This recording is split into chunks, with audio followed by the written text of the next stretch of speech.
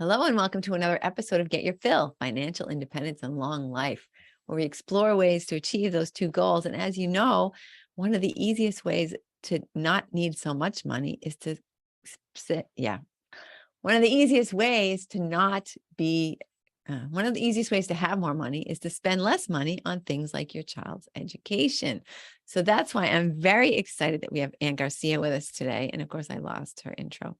She has helped thousands of families save millions of dollars on college. Her book, How to Pay for College, offers a step-by-step process to get a great college education at a price that works for your family. And thanks so much for being with us today. Oh, thank you for having me. So, Anne, is this sort of, did you start off and say, okay, I'm going to go to college and figure out how to be a person who helps people go to college? Is this your initial ambition? No, this is probably iteration number 7 or 8. Um, I know the feeling. yeah, I think like most of us. And it's so funny when you think back to when you're in college and you're like, oh my gosh, I have to pick something I'm going to do for the next 30 something years. And life isn't like that Thank goodness. for most of us. I know I used to have, jobs with people. I'm like, oh, what'd you go to school for? Oh, I went for saxophoning or, to play the saxophone. I'm like, oh, and here you are in corporate America. Sorry about that. Well, one of the things I find fascinating is I was a history major, and so many people in the financial services industry were history majors. So not just liberal arts majors in general, but history majors specifically. Interesting. There's So got to be a correlation there somehow. lots of, yeah. And it's always really disappointing. Kids are disappointed when I talk to them and they're like, oh, so you were a business major? I'm like, no, Exactly. sorry. But studying history is how we prepare for the future, right? Exactly. I mean, I think, the kinds of skill sets you learn about how to acquire knowledge, how to communicate that information, how to think critically about things are, those are far more important than what specific topic you apply those to in your college years. Of course, It's that holds true for some fields, engineering, science not being among them. Yeah, you can't go from being a history major to being a scientist. Yeah. But I'm sure we could talk for a long time about how to pick the right major. But since nobody knows the answer to that, it's not going to be very fruitful. Yeah. Well, interestingly, about, because I feel like kids looking at college today are much more directed than they were, say, when you and I went to college. Even so, about 50% go in undeclared. And of those who do go in with a declared major, more than half change it over the course of their college career. And Yeah. everyone survives. So, Right. Well, I'm sure things like work study have a big, I know people who've they did a semester of what they thought they were definitely going to want to do. And they're like, wow, yeah. don't like it. I don't like it. Yeah. What I can I mean, do with the same education? Right. yeah, I mean, internships and pre-professional, programs are fantastic for helping figure out what really works. Because I think when you're 17, 18 years old, what career paths do you know? Teachers, doctors, and you know what your parents do. Right. It's true. And sometimes you're not even that clear about what they do. Yeah. So, Anne, how did you make this a career? How did you become the person to go to get your kids to college and, within your budget? Yeah. So the long story is I worked in technology for a really long time, having grown up in Silicon Valley and gone to college there. And a long stint of that was at Intuit, the makers of Quicken and TurboTax and all those things. And Yeah. and two things came out of that. One is that I was really struck by the profound changes that people could experience by understanding what their money was doing, where they were spending, how they were saving, and whatnot. The other piece of that was, we always said every January 15th, all your friends call and ask you for a free copy of TurboTax, and every April 15th, they call and ask you what to do with their tax refund. And I found I really enjoyed having those conversations and really thinking about how to use money strategically. When my kids were born, I did not want to work in technology anymore, just between the hours and the travel and everything else. And so I decided I would go back to having those conversations with people. And I went through the certified financial planner curriculum, passed the exam, and went to work as a financial advisor. And early in my career as an advisor, our firm had a number of clients come in asking questions about college, and all the more senior people were like, we don't know anything about this. Do you want to take this? And I thought, several things. One is, I'm a parent, I need to know this myself. Two was, coming from an entrepreneurial background and upbringing, I was like, nobody else knows anything about this. This could be the topic I could own. Yeah. And so I started digging into the topic, and I found over time I was answering the same questions again and again and again. And so I Interesting. started writing down the answers. And once I had built up a body of answers to questions everyone was asking, one year, as a New Year's resolution, I decided I was going to start writing a blog about all of this. And so I was just basically posting these things that I had always, that I had been writing down. And a few months into it, there was an advisor group that I'm part of sent out a press request for a reporter who was wanting to talk to someone about a specific topic related to college planning. It happened to be that I had just written a blog post about that. And so I reached out and I forwarded, gave them my 2 cents worth and said, and by the way, I just wrote a blog post about this. And I included that. It turned out it was the New York Times, and they interviewed me and then linked in their online version of their article to my blog. And suddenly I was the college blogger. Oh, that's fantastic though. What a great happenstance, I guess you could call it. Yeah. Yeah. I mean, it was, it was fun to see that happen. And then it also sort of gave me the incentive and gave me a level of accountability to keep going with the blog project, because suddenly I had a whole bunch of subscribers who were looking to me for information on that topic. And then, as the pandemic hit a couple of years ago, I was like, what can I do with this? I've got all this extra free time, and writing a book was always kind of a bucket list thing for me. Yeah. So I was thinking about that and realizing I didn't know the first thing about writing a book. And then I thought, well, I could do, maybe I could create an online course, because I get a lot of clients coming to me and I just don't have enough hours in the day to answer all the questions. And I know by now what the questions are. And so I was kind of toying with both ideas. And in another instance of serendipity, I was listening to an industry podcast that was about writing for your practice. And one of the hosts said, a great thing about writing a blog is it's very easy to write a book, And to you said, turn that "What? content It into is?" a book. And I was like, it's not easy.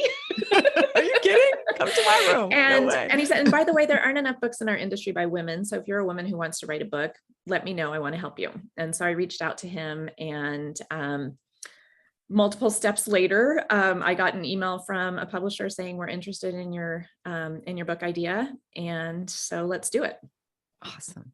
Oh, And that's so exciting. This is like what yeah, every would-be writer wishes for, yeah, it was fun. It's a huge project. It's a massive undertaking. And I would say I am an author, not a writer, as in there's not going to be a second book.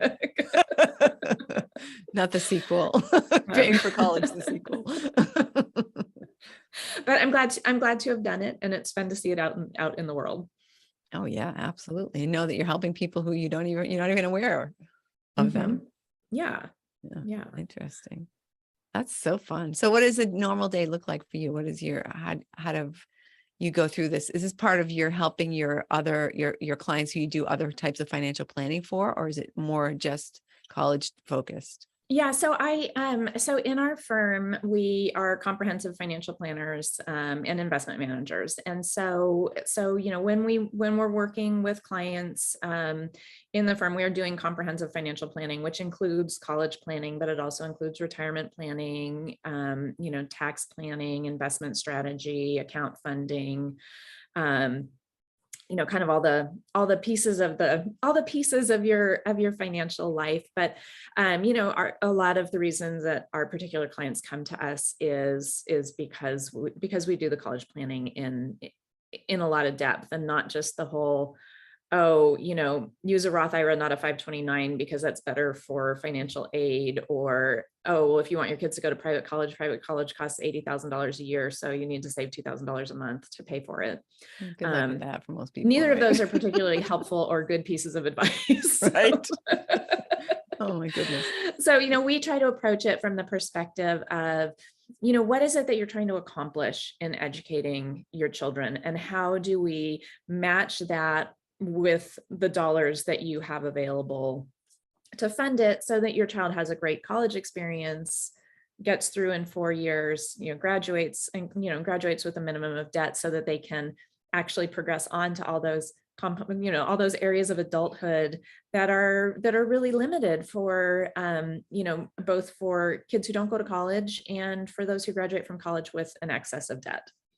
Yeah, it's really, it's heartbreaking when you see, my day job, I'm a real estate agent, and I see kids coming, not kids, young adults who want to buy a house, and they've got, $250,000 in student loan debt. And you're just like, zowie, you want to take on, Yeah. now you want to buy a house and take on more debt. It's just, I don't know. I just find it really difficult to, Yeah. And the student loan debt is really it's really a horrible problem. I mean, young adults who owe student loans are more often than not, when they owe substantial student loans, are more often than not would have been better off not going to college in the first place, because the drag that those loan payments put on their earnings just is so much greater than the income differential between going to college and not going to college. yeah. Yeah. And you have to be 40 or whatever before you break even or something, right? Yeah, By that time, yeah. you decide you want to do a totally different career. This is what you were just talking about, retirement planning and college planning. I think that's something that a lot of people struggle with, especially I think like single moms Mhm. who often I think think, oh, I need to put money aside for my kids' college and then I'll save for my retirement. I mean, can you talk to that a little bit? Yeah. So I think the two have to happen in balance. I think, another piece of terrible advice is take out loans for college, because there's loans for college and not for retirement. It's true That's though. why we have almost $2 trillion in outstanding student loan debt. So I do think it's important to do both, and it's important to do them in proportion to one another. So your child probably has a lot more choices of price ranges for college than you do for price ranges for retirement. On the other hand, you might have more flexibility in when you retire than your child does in when they go to college, right? Your kid is probably going to go when they're 18. You might retire at 65, you might retire at 70, you might retire at 75, 60, 55, whatever the case may be. Right. So I do think both of those are very important goals, neither one of which is likely to be accomplished without savings. My rule of thumb for people is you shouldn't contribute more to college than 10% of what you're contributing to retirement if you're not maxing out on retirement already. Wow.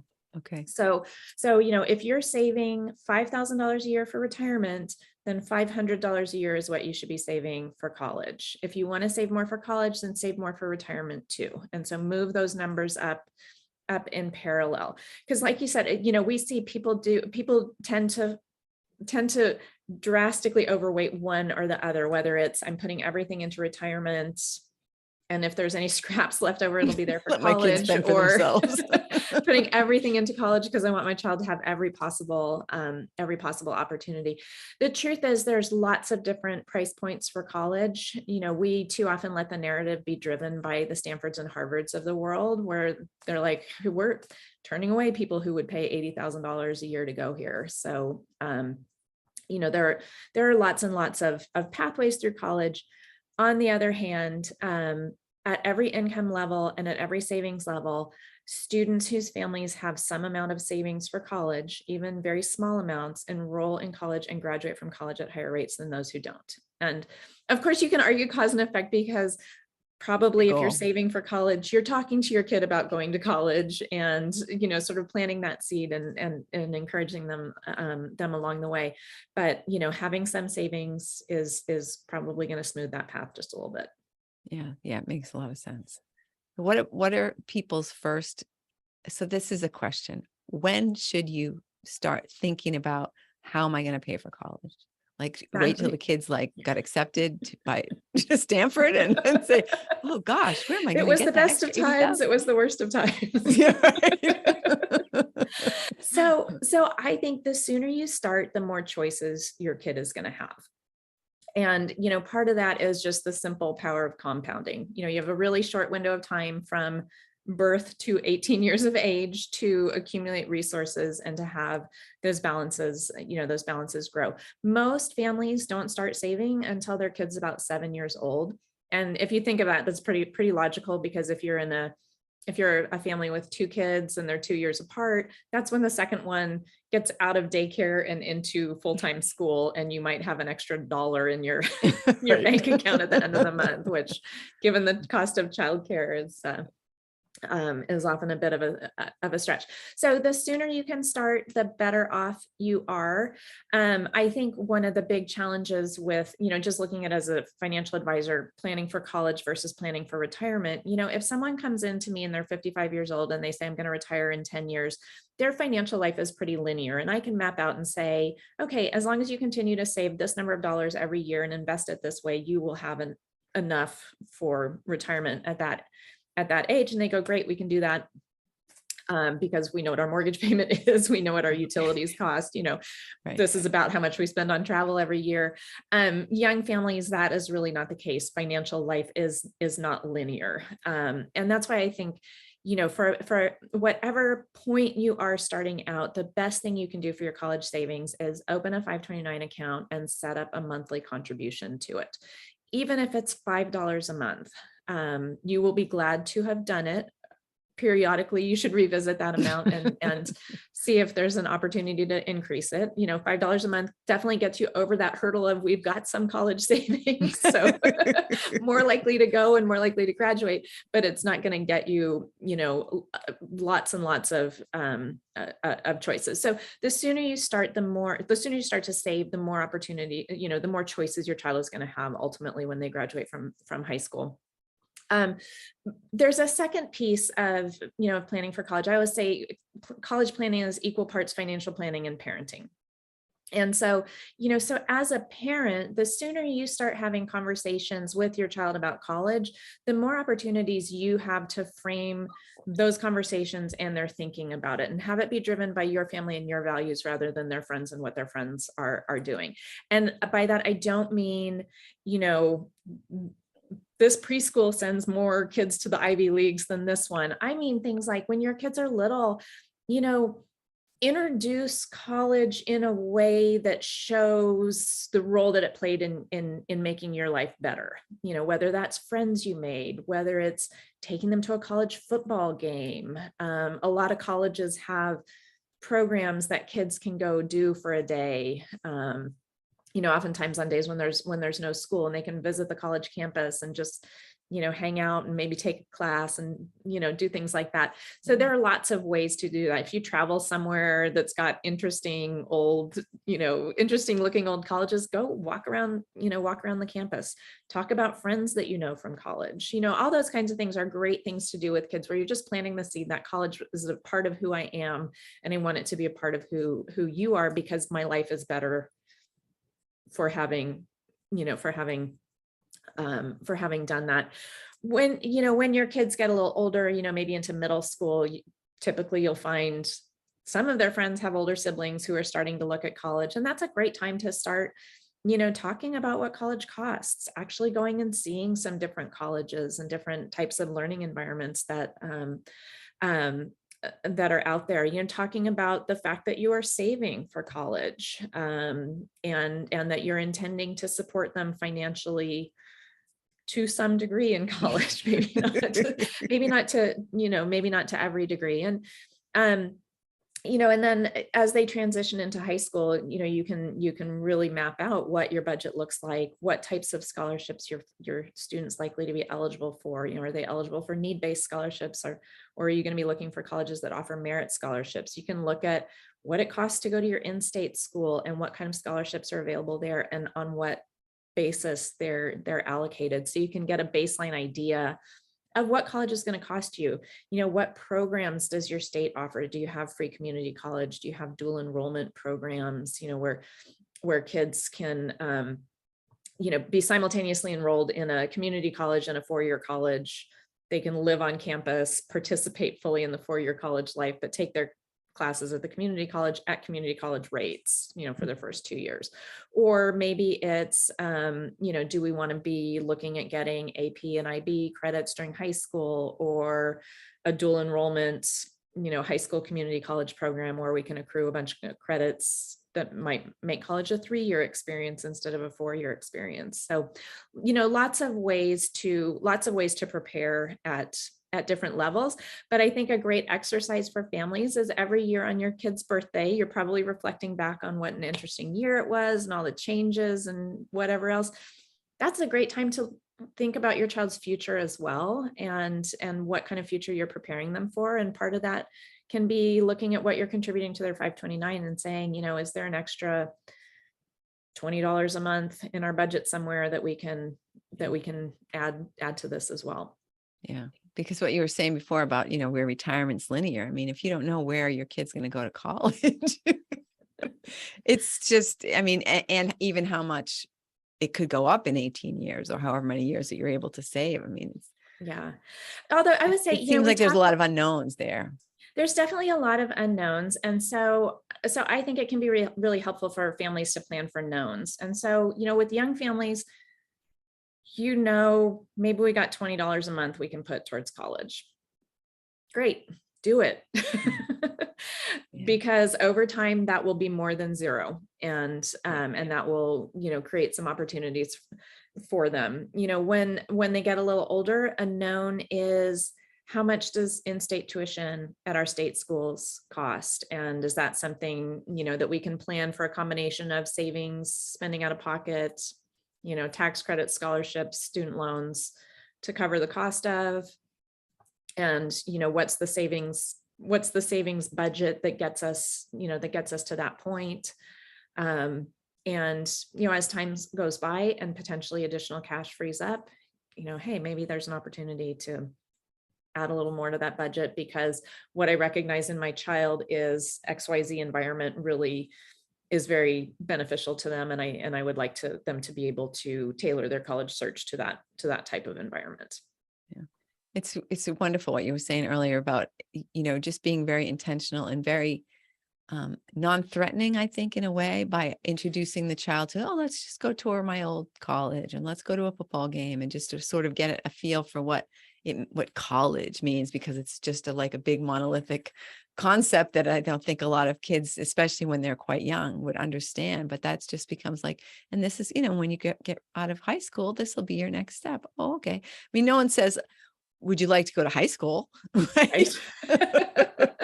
What do you think, dear? Would you like to go to high school? Like, huh? Right? It's just a given. And I think too, that as much as we talk about college being a really positive thing and something that we want our kids to do, what they hear a lot is, if you don't do this, you won't go to a good college. And so I think in many ways, there's some negatives in their minds that are associated with it, or some punitive aspects of their lives. And guess what? There are loads and loads of great colleges. And I mean, I have twins. They go to two very different colleges. They're both blissfully happy where they are and would be utterly miserable if they change places. And guess what? Over the summer, they both had really similar internships at really similar companies, each of them relative to their own, to their own specific field of study. But there's a lot of pathways to that endpoint. Yeah, that's fantastic. What are some questions that you get asked like all the time by parents who are trying to plan for their child's, further education? So I think one of the big questions that people always want to know is, how do you get scholarships? And so there's three big types of scholarships, and I'm going to tell you, Whoa. Here's the secret. Mystery solved. So the first thing to do is figure out if your child's going to be eligible for need-based scholarships or if they should be looking for merit scholarships. Really easy way to do that is go to the Department of Education's website. They have a tool on the website called the Student Aid Estimator. That lets you punch in all of your financial data, and it will give you an estimate of your expected family contribution, which in the future is going to be called your Student Aid Index. That is the amount that the federal government says your family is able to pay for college every year. It's going to be a horrifying number, so don't think of it that way, but do think of it from the perspective of, is it more or less than the cost of the colleges that we're interested in sending our student to? Mm-hmm.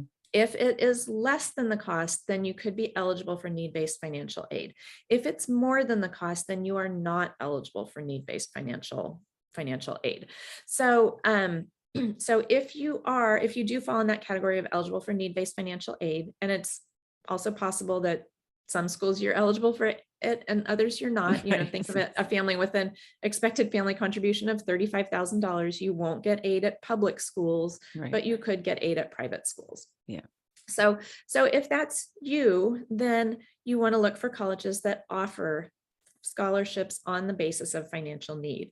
Colleges are under no obligation to meet financial need. Many do, and many are quite generous in that regard, but plenty don't. So if you have high need, look for colleges that meet financial need. Don't just assume that because you have high need, you're going to get high scholarships.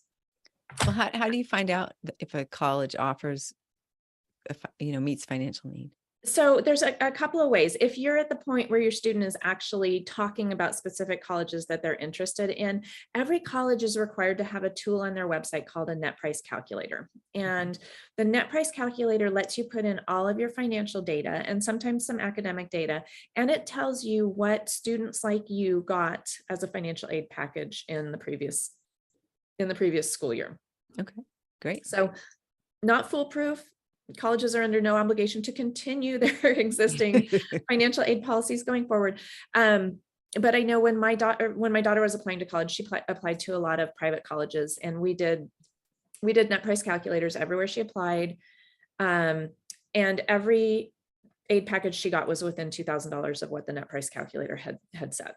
Wow, that's great. Now, we also eliminated a lot of colleges because they weren't going to come in within our budget. So net price calculators are a really good tool for figuring that out. Another way, there are a lot of good websites out there that collect data from colleges and publish it. The easiest to use one, in my opinion, is College Data, and that's just collegedata.com. You can go on there, look up any college. There's a tab called financials, and it'll show a couple of things. Number one, it'll show what financial aid form they use. Did they use the FAFSA, which is the federal form, or the CSS profile, which is the one that's used by about 400 private colleges, which will, in most cases, give you a higher expected family contribution than the FAFSA. And then it'll tell you what % of students were determined to have financial need, what % of them had their need met, and what % of their need was met. So again, colleges under no obligation to meet your financial need. Some of them will offer partial scholarships. Some include loans and work study in a financial aid package. Others will meet all of your need through grants. And that's a great way to just kind of get a baseline view. Again, it's all self-reported, non-audited data. So, but it's a guideline. At least it's but it's a great point. guideline, and it's super helpful to see the range of different prices. Now, the other piece of data that's in College Data is information about merit scholarships that colleges offer. So it also shows in that financials tab of students who had no financial need, how many what % got scholarships too. So that's really helpful if you're a family whose student is on the merit aid track, looking for colleges that are offering scholarships, and it shows the average scholarship size that students got. Now, of course, if it says average scholarship of $20,000, there could be a whole bunch of students getting $40,000 scholarships and a whole bunch of students getting $2,000 scholarships. Right. But But again, the net price calculators and then the college websites themselves, where they'll show information about specific scholarships that they offer, are really helpful. It is sadly a manual process. Then there's a third group of scholarships out there, which are outside scholarships. And those are scholarships that are not offered by the colleges. So need-based scholarships and institutional merit scholarships, those are all awarded by the colleges for the purpose of attracting the kinds of students they want to attract. Mhm. And a third group is what's called outside scholarships. And those are scholarships that are offered by community organizations, by employers, churches, club sports. And pretty much every high school in their college and career center will have a binder full of scholarships. And I know 17-year-olds hate the notion of a binder with paper. They would like to have an app or something like that tells them. And there are some great websites and apps like FastWeb and Scholly that have tons and tons of scholarship information and scholarship offers. The problem with those is that they have tons and tons of people going to those websites looking for those specific scholarships. The ones in your high school's college and career center, many of them are going to be ones that are only available to students in your high school or at your town, or who participate in a specific activity. So you're going to be applying in a much smaller pool of applicants. And there's a reasonable chance that somebody reading your application knows you and likes you and wants you to have this scholarship. So my daughter, for instance, her computer science teacher in high school had recommended a scholarship for her to apply to, which she ended up getting. She gets $5,000 a year, plus $1,000 a year for technology, plus a career mentor who found her an internship, which she has done the last 2 summers, and the company offered her a full-time job when she graduates next spring. That's fantastic. Yeah. So those are the 3 kinds of scholarships. The most important ones, the ones that are really going to make the difference between can I go to this college or not, are going to be the ones that come from the college themselves. The outside scholarships, those might be the difference between taking out a student loan or not, or, being really concerned about what your summer job is going to be or not, things that'll bring down the cost, but that probably aren't going to be the difference maker between going or not going. Well, because they apply to any college as well, right? They apply to any college, and frankly, usually the dollars are smaller. Right. Absolutely. Makes sense. And, Excellent. when you apply to a college, you will get a financial aid package back from them without taking any additional steps other than filing the FAFSA or the CSS profile. Those outside scholarships typically will require an application and potentially an interview and various other ceremony things where they award you the scholarship. Yeah. No, that's great though. That's really helpful information. I think everybody has this dream that, oh, my child is a fantastic baseball player and I'm sure that they're going to get a scholarship for baseball. Like, Yeah. And, and it's unfortunate that sports coaches don't temper expectations a little better than they do. Athletic scholarships are pretty tough to get. When you look at the landscape of college sports, somewhere between 1% and 2% of high school students, of high school athletes will get an athletic scholarship for college. So that's a really small number. It's really the mathletes who clean up on the scholarships. The vast majority of scholarship dollars do go to good students rather than good athletes. On the athletic side, there's a very short list of sports where every athlete on the team gets a full scholarship. So it's, men's football and basketball, and women's basketball, tennis, volleyball, and gymnastics.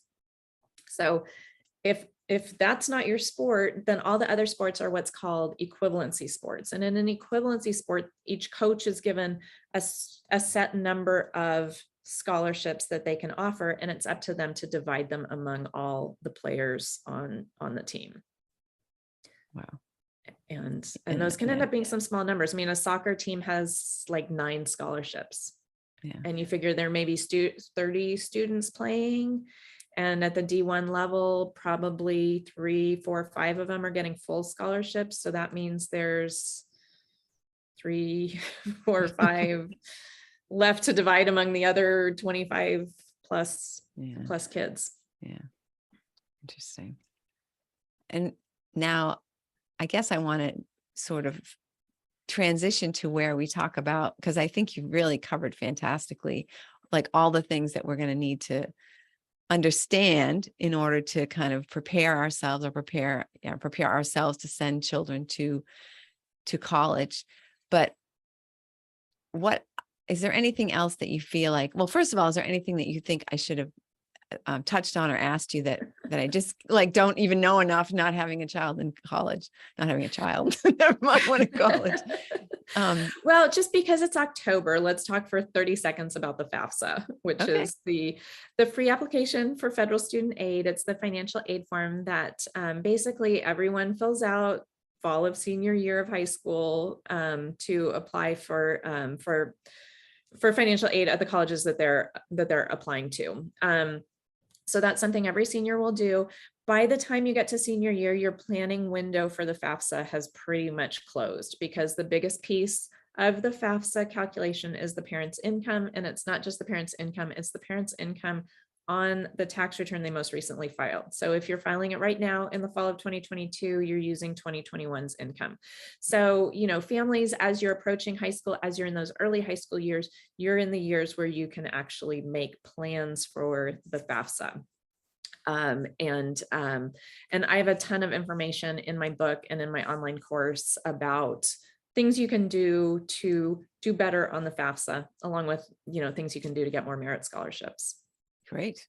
That's because I think a lot of people feel like there's some secrets here that we just don't know. Right? Yeah. And I mean, that's honestly, that's how the whole system works.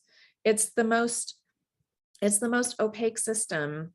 And, you'd think, as a society that values education, that we'd make it a lot more transparent and a lot easier and a lot more affordable, but we don't. And so the onus is on us as parents who want educated children to figure out how the system works and figure out how to navigate our way through it.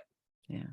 And I know that your book and your online course do a great job of that and really give people an advantage, it seems, to the That's my college goal. I mean, it search. was funny because after years of, counseling people on these topics, all of a sudden my kids were in high school and we were doing the same thing. And so I was like, oh, here's where pedal meet metal. Right. Maybe I should read this book I wrote.